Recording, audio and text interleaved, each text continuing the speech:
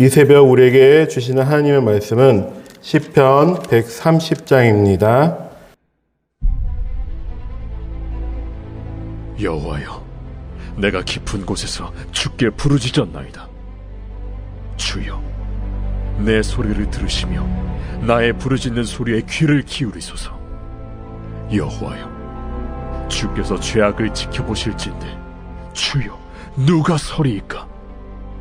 그러나 사요하심이 주께 있음은 주를 경외하게 하심이니이다. 나 곧 내 영혼은 여호와를 기다리며 나는 주의 말씀을 바라는도다. 파수꾼이 아침을 기다림보다 내 영혼이 주를 더 기다리나니 참으로 파수꾼이 아침을 기다림보다 더하도다. 이스라엘아, 여호와를 바랄지어다. 여호와께서는 인자하심과 풍성한 속량이 있음이라. 그가 이스라엘을 그의 모든 죄악에서 속량하시리로다.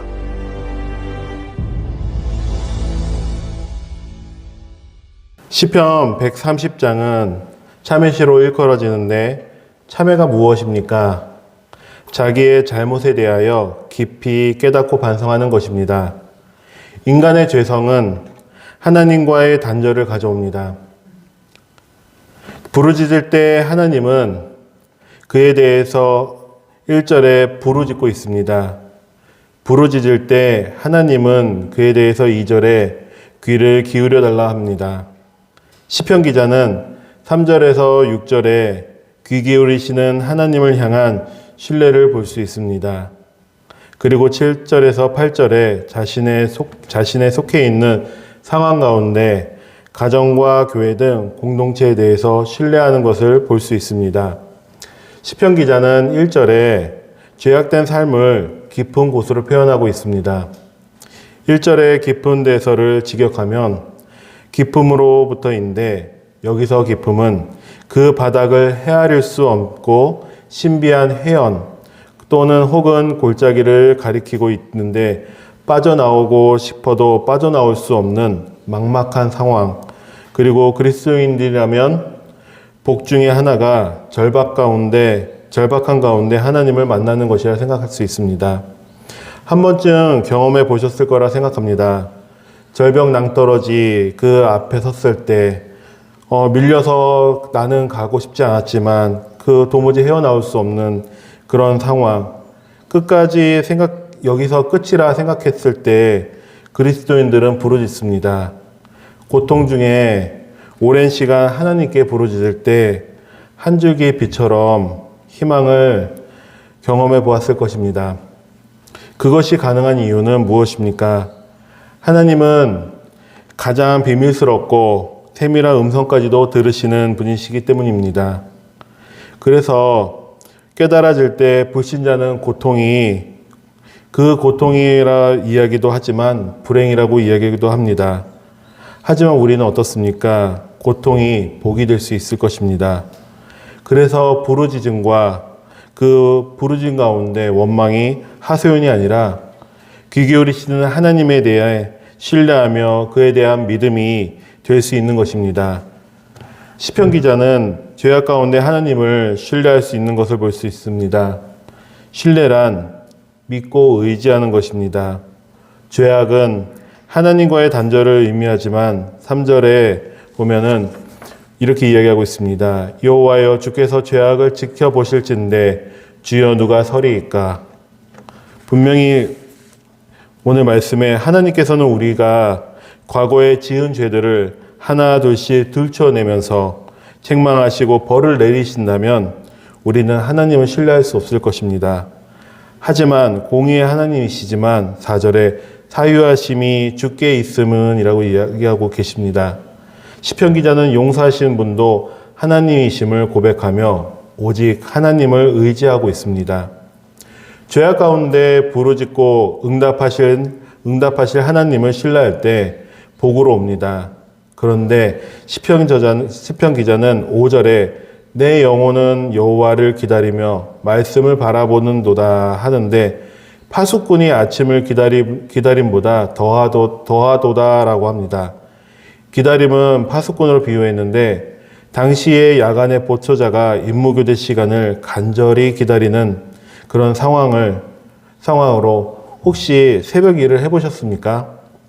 이교대든 편의점 알바생들이 새벽 근무를 설 때 동트기 전이 제일 무겁고 힘들다고 합니다. 그때는 들어오는 손님도 없고 적막함 조용함 속에서 무거운 눈꺼풀을 최대한 버티며 순간 잠깐 졸다 담배 손님이라도 들어왔을 때 소스라치게 놀라기도 한다고 합니다. 시편 저자는 캄캄한 밤 어디서 적이 나타날지 모르는 어둠 속에서 동이 터서 위험이 끝나기만을 바라는 것처럼 간절한 구원을 기다리고 있음을 7절에서 8절에 개인 구원에서 이스라엘로 표현하고 있습니다.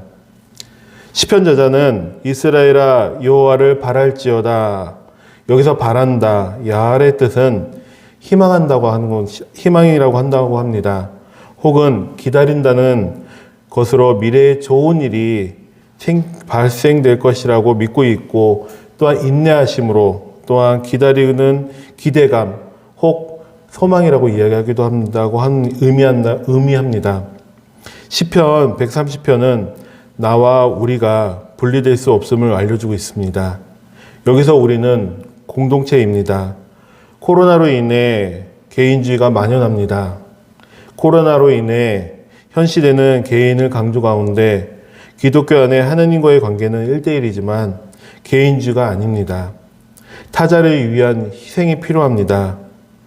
또한 그 강조하는 가운데 기독교에서는 오늘 시편 저자도 개인에서 이스라엘 공동체, 신앙 공동체의 죄를 자복하고 사유하심을 강구함으로써 하나님의 치유와 회복을 은혜를 또한 소망하며 여러 가지 방법으로 깨닫게 하시는 하나님의 인도하신 가운데 분명한 회개가 있어야 한다고 이야기하고 있는 것입니다.